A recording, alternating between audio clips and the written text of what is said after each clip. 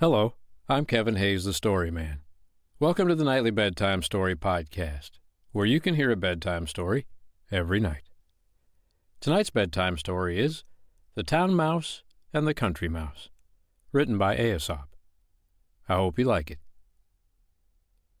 The Town Mouse and the Country Mouse, written by Aesop. A town mouse once visited a relative who lived in the country. For lunch, the country mouse served wheat stalks, roots, and acorns, with a dash of cold water for drink. The town mouse ate very sparingly, nibbling a little of this and a little of that, and by her manner making it very plain that she ate the simple food only to be polite.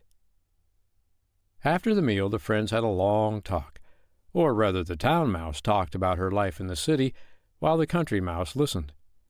They then went to bed in a cozy nest in the hedgerow and slept in quiet and comfort until morning. In her sleep, the country mouse dreamed she was a town mouse, with all the luxuries and delights of city life that her friend had described for her. So the next day, when the town mouse asked the country mouse to go home with her to the city, she gladly said yes.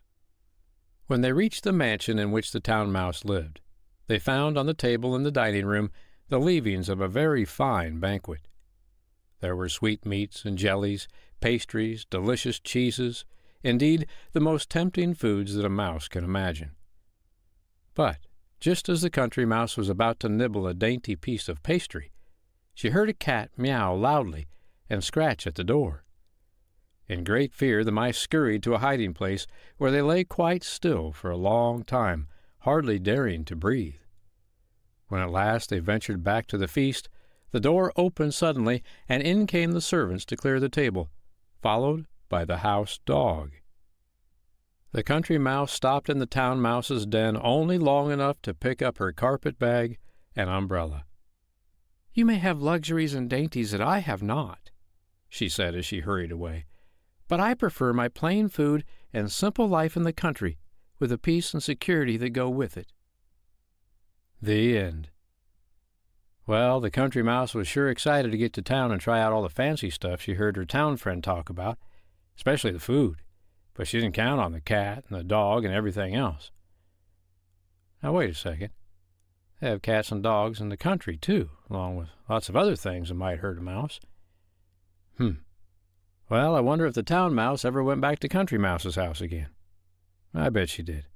I bet the country mouse went back to the town mouse's house to visit again, too. They're probably friends still today. I hope you liked tonight's bedtime story, The Town Mouse and the Country Mouse, written by Aesop. I'm Kevin Hayes, the Story Man. I'll be back tomorrow night to read you another bedtime story. But for tonight, good night.